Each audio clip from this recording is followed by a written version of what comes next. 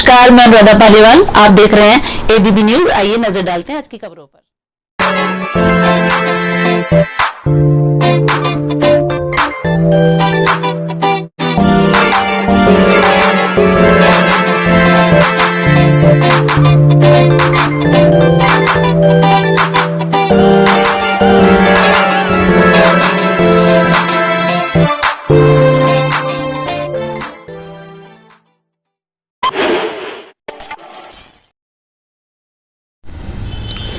राहुल गांधी की सदस्यता ख़त्म कर दी थी, सांसद सदस्यता, और उन्होंने पहले भारत जोड़ो अभियान भी चलाया था। तो आज इस बारे में बात करते हैं रजनीकांत राजू जी से। 2024 में क्या तैयारी है कांग्रेस की? बहुत बहुत स्वागत है आपका हमारे न्यूज़ चैनल में। रजनीकांत राजू जी, आप कांग्रेसी हैं और एडवोकेट भी हैं पैसे से। ये बताइए, भारत जोड़ो यात्रा जो निकाली थी, तो उससे कितना फर्क पड़ेगा आगामी 2024 के चुनाव में? देखिए, भारत जोड़ो यात्रा राहुल गांधी जी ने शुरू की और उस यात्रा का जो फर्क पड़ा, एक पूरे देश में पदयात्रा करना और जन जन से संपर्क करना, इससे राहुल गांधी जी को जो बढ़त मिली, राहुल गांधी जी को समर्थन मिला अपार जो पूरे देश में, उस समर्थन से केंद्र की सरकार बौखला गई।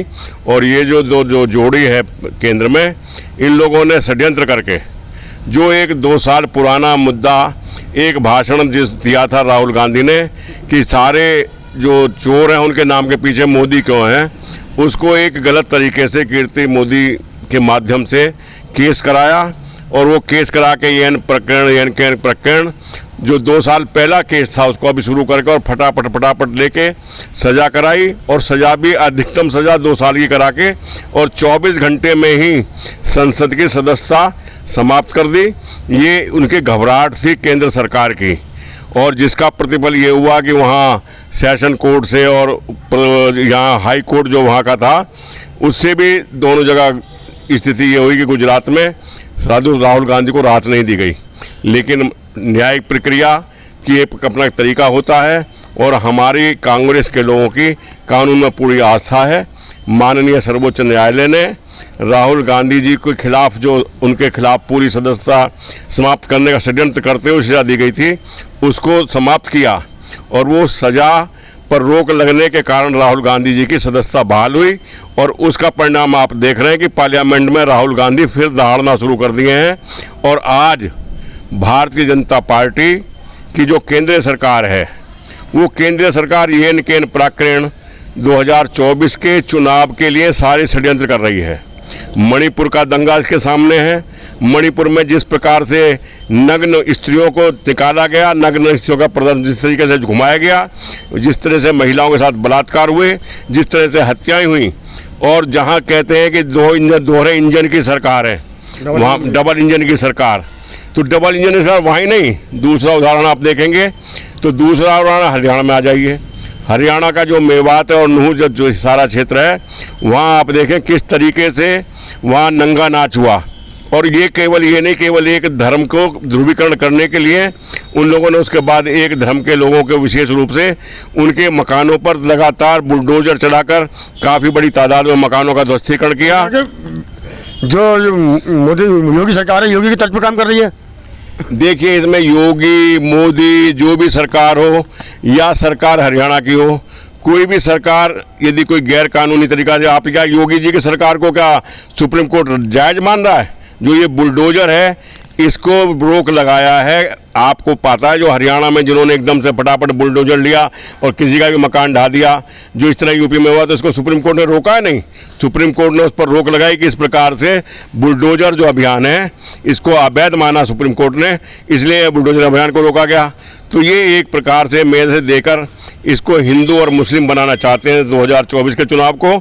और आज आप एक नोट कर रहे होंगे कि एक नाम एक क्या रख लिया, INDIA एक नाम का मिश्रण है, इसको कहते हैं इंडिया। इंडिया नाम केवल टोटल हो जाने से अब आज मोदी जी भी हर बात में बौखलाहट इतनी है कि ये यूपीए का बदला रूप है। कभी कुछ कहेंगे, कभी इंडिया पे ही आ जाएंगे कि ये साहब ईस्ट इंडिया कंपनी में भी इंडिया था, कभी कहेंगे इंडियन मुजाहिदीन जोड़ेंगे, कभी उसको कहेंगे पीएफआई में भी इंडिया है। तो अब इंडिया सबसे भी परेशान है, जबकि सब काम पहले बीजेपी के लोग सब केवल इंडिया इंडिया पे बात करते थे।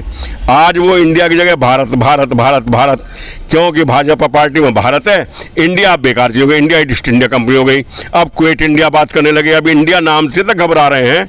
जो एक 26 दलों का गठबंधन हुआ है, उन्होंने मिलके आज इंडिया नाम से एक गठबंधन किया है। उसके बदले में जो ये कहते थे हम तो हमारा तो अकेले ही हम लड़ेंगे, भाजपा अकेले ही काफी है। इनका नारा इस बार 400 के पार।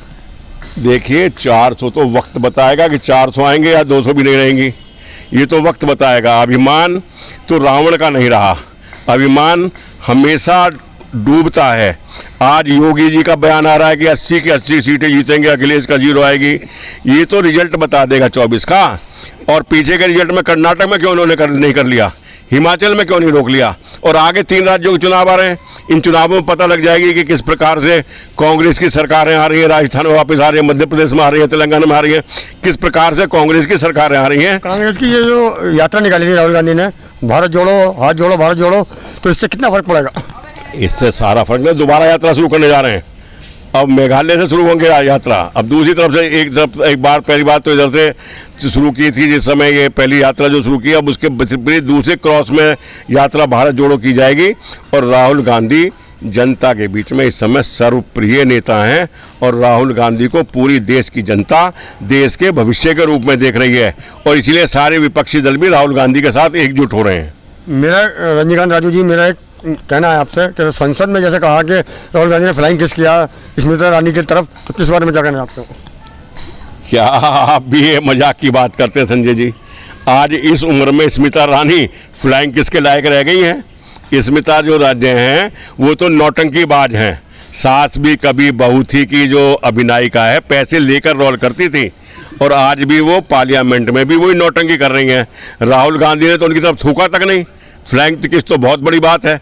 जिस समय आप देख रहे हैं वो जो सीसीटीवी, माफी मांगे राहुल गांधी। अरे भाई ये पार्लियामेंट को चलने नहीं देना चाहते, अपना चोर बाजारी से अपने प्रस्ताव पास कराते हैं, और फिर जो है संसद की कार्रवाई नहीं करने देते। संसद में मणिपुर पर तो बोलेंगे नहीं, प्रधानमंत्री जी 2 घंटे भाषण देंगे, उसमें 5 मिनट मणिपुर पर नहीं बोलेंगे।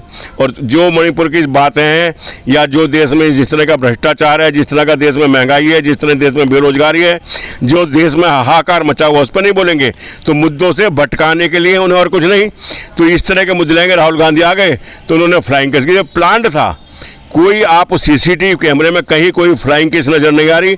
और फ्लाइंग किस तो आदमी राहुल गांधी ने चलते हुए आम मोब में इस तरीके से, इस तरह से करते हुए कहते फ्लाइंग किस का मतलब सबको प्यार बांटना।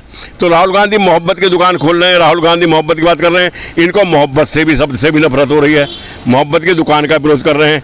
फ्लाइंग किस कह के कि महिलाओं का अपमान। अरे मणिपुर में एक नहीं बोली, जो 21 महिलाएं सांसद आज बोल रही हैं बीजेपी की, वो मणिपुर पर एक नहीं बोली। जो हमारे खिलाड़ियों ने, महिलाएं बैठी रही हमारे यहाँ इतने टाइम तक, कई महीने तक जिन्होंने धरना दिया इनके एक बड़े नेता के खिलाफ, बीजेपी के खिलाफ, उस पर एक कोई महिला नहीं बोली। जब इनके मुंह में क्या दही जम गई थी।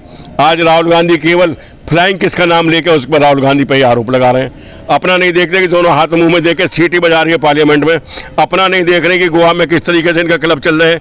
अपना नहीं देख रहे कि अपनी सहेली का पति छीन के जो बैठ गई हो, वो चरित्र की और चित्र की बात करेंगे, वो संस्कृति की बात करेंगे, वो फ्लाइंग किससे परेशान हो जाएंगी। तो ये तो एक केवल नौटंकी है ताकि संसद में कोई कार्रवाई, बहस ना हो सके, मणिपुर पर बात ना हो सके। ये षड्यंत्र के तहत उड़ाया गया स्मृति ईरानी का एक षड्यंत्र है, और जिसके पीछे सारी बीच में हेमा मालिनी तो कह रही मैंने नहीं देखा। हेमा मालिनी भी तो बीजेपी के सांसद हैं, उन्होंने कहा मैं तो नहीं देखा फ्लाइंग किस। बाकी और भी सांसद हैं, उन सांसदों ने किसी ने देखा। इन्होंने फ्लाइंग किस ही नहीं देखा जिनकी तरफ पीठ थी।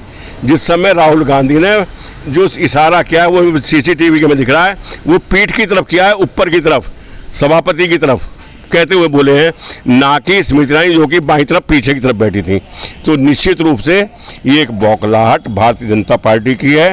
केंद्र की सरकार मुद्दों से भटकाना चाहती है देश की जनता को, और हिंदू मुस्लिम पर ध्रुवीकरण करके चुनाव को 24 को भी ले जाना चाहती है। निश्चित रूप से सत्ता परिवर्तन होगा, और 2024 का चुनाव कांग्रेस के नेतृत्व में केंद्र में सरकार बनेगी और राहुल गांधी देश के अगले प्रधानमंत्री होंगे।